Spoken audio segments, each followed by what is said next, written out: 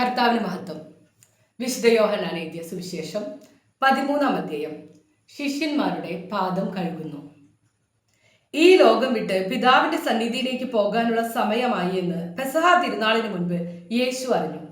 ലോകത്തിൽ തനിക്ക് സ്വന്തമായുള്ളവരെ അവൻ സ്നേഹിച്ചു, അവസാനം വരെ സ്നേഹിച്ചു. അത്താഴ സമയത്ത് പിശാച് ശിമയോന്റെ പുത്രനായ യൂദാസ് കറിയോത്തയുടെ മനസ്സിൽ യേശുവിനെ ഒറ്റിക്കൊടുക്കുവാൻ തോന്നിച്ചു. പിതാവ് സകലതും തന്റെ കരങ്ങളിൽ ഏൽപ്പിച്ചിരിക്കുന്നുവെന്നും താൻ ദൈവത്തിൽ നിന്ന് വരികയും ദൈവത്തിങ്കിലേക്ക് പോവുകയും ചെയ്യുന്നുവെന്നും യേശു അറിഞ്ഞു. അത്താഴത്തിനിടയിൽ അവൻ എഴുന്നേറ്റ് മേലങ്കി മാറ്റി ഒരു തൂവാലയെടുത്തു അരയിൽ കെട്ടി, അനന്തരം ഒരു താലത്തിൽ വെള്ളമെടുത്ത് ശിഷ്യന്മാരുടെ പാദങ്ങൾ കഴുകാനും അരയിൽ ചുറ്റിയിരുന്ന തൂവാല കൊണ്ട് തുടയ്ക്കാനും തുടങ്ങി. അവൻ ശിമയോൻ പത്രോസിന്റെ അടുത്തെത്തി. പത്രോസ് അവനോട് ചോദിച്ചു, കർത്താവേ, നീ എൻ്റെ കാൽ കഴുകുകയോ? യേശു പറഞ്ഞു, ഞാൻ ചെയ്യുന്നത് എന്തെന്ന് ഇപ്പോൾ നീ അറിയുന്നില്ല, എന്നാൽ പിന്നീട് അറിയും. പത്രോസ് പറഞ്ഞു, നീ ഒരിക്കലും എൻ്റെ പാദം കഴുകരുത്. യേശു പറഞ്ഞു, ഞാൻ നിന്നെ കഴുകുന്നില്ലെങ്കിൽ നിനക്ക് എന്നോട് കൂടെ പങ്കില്ല. ശിമയോൻ പത്രോസ് പറഞ്ഞു, കർത്താവേ, എങ്കിൽ എൻ്റെ പാദങ്ങൾ മാത്രമല്ല കരങ്ങളും ശിരസ്സും കൂടി കഴുകണമേ.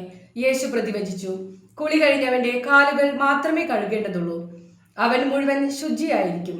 നിങ്ങളും ശുദ്ധിയുള്ളവരാണ്, എന്നാൽ എല്ലാവരുമല്ല. തന്നെ ഒറ്റുകൊടുക്കാനിരിക്കുന്നവൻ ആരാണെന്ന് അവൻ അറിഞ്ഞിരുന്നു. അതുകൊണ്ടാണ് നിങ്ങളിൽ എല്ലാവരും ശുദ്ധിയുള്ളവരല്ല എന്ന് അവൻ പറഞ്ഞത്. അവരുടെ പാദങ്ങൾ കഴുകിയതിനു ശേഷം അവൻ മേലങ്കി ധരിച്ച് സ്വസ്ഥാനത്തിരുന്ന് അവരോട് പറഞ്ഞു, ഞാൻ എന്താണ് നിങ്ങൾക്ക് ചെയ്തതെന്ന് നിങ്ങൾ അറിയുന്നുവോ? നിങ്ങൾ എന്നെ ഗുരു എന്നും കർത്താവ് എന്നും വിളിക്കുന്നു. അത് ശരി തന്നെ, ഞാൻ ഗുരുവും കർത്താവുമാണ്.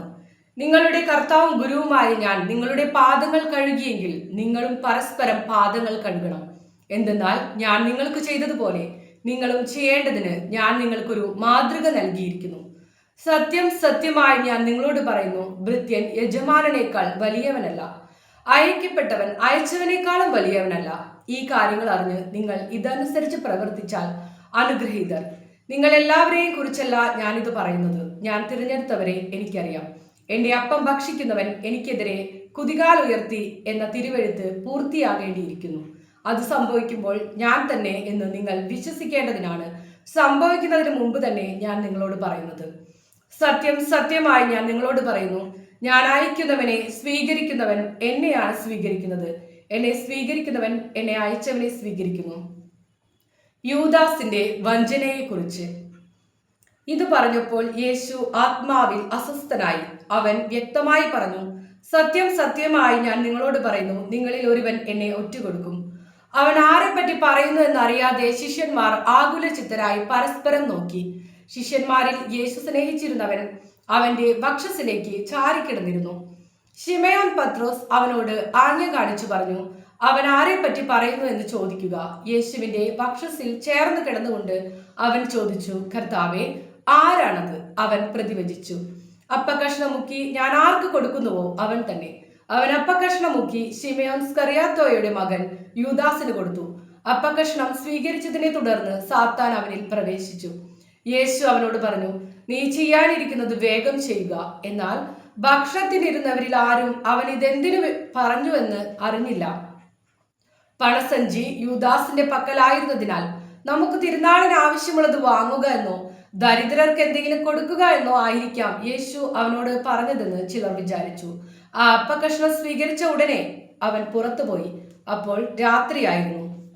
പുതിയ പ്രമാണം. അവൻ പുറത്തുപോയി കഴിഞ്ഞപ്പോൾ യേശു പറഞ്ഞു, ഇപ്പോൾ മനുഷ്യപുത്രൻ മഹത്വപ്പെട്ടിരിക്കുന്നു, അവനിൽ ദൈവവും മഹത്വപ്പെട്ടിരിക്കുന്നു. ദൈവം അവനിൽ മഹത്വപ്പെട്ടുവെങ്കിൽ ദൈവം അവനെ തന്നിൽ മഹത്വപ്പെടുത്തും, ഉടൻ തന്നെ മഹത്വപ്പെടുത്തും. എൻ്റെ കുഞ്ഞുങ്ങളെ, ഇനി അല്പസമയം കൂടി ഞാൻ നിങ്ങളോട് കൂടെ ഉണ്ടായിരിക്കും. നിങ്ങൾ എന്നെ അന്വേഷിക്കും. എന്നാൽ ഞാൻ യഹൂദരോട് പറഞ്ഞതുപോലെ ഇപ്പോൾ നിങ്ങളോടും പറയുന്നു, ഞാൻ പോകുന്നിടത്തേക്ക് വരാൻ നിങ്ങൾക്ക് കഴിയുകയില്ല. ഞാൻ പുതിയൊരു കൽപ്പന നിങ്ങൾക്ക് നൽകുന്നു, നിങ്ങൾ പരസ്പരം സ്നേഹിക്കുവിൻ. ഞാൻ നിങ്ങളെ സ്നേഹിച്ചതുപോലെ നിങ്ങളും പരസ്പരം സ്നേഹിക്കുവിൻ.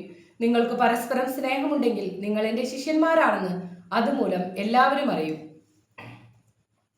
പത്രോസ് ഗുരുവിനെ നിഷേധിക്കും. ശിമയോൻ പത്രോസ് ചോദിച്ചു, കർത്താവേ, നീ എവിടേക്ക് പോകുന്നു? യേശു പ്രതിവചിച്ചു, ഞാൻ പോകുന്നിടത്തേക്ക് ഇപ്പോൾ എന്നെ അനുഗമിക്കാൻ നിനക്ക് കഴിയുകയില്ല, എന്നാൽ പിന്നീട് നീ അനുഗമിക്കും. പത്രോസ് പറഞ്ഞു, കർത്താവെ, ഇപ്പോൾ തന്നെ നിന്നെ അനുഗമിക്കാൻ എനിക്ക് കഴിയാത്തത് എന്തുകൊണ്ട്? നിനക്ക് വേണ്ടി എൻ്റെ ജീവൻ ഞാൻ ത്യജിക്കും. യേശു പ്രതിവചിച്ചു. നീ എനിക്ക് വേണ്ടി ജീവൻ ത്യജിക്കുമെന്നോ? സത്യം സത്യമായി ഞാൻ നിന്നോട് പറയുന്നു, നീ എന്നെ 3 പ്രാവശ്യം തള്ളിപ്പറയുന്നത് വരെ കോഴി കൂവുകയില്ല. മാലാഖമാരോടൊത്ത്. ഹല്ലേലൂയ.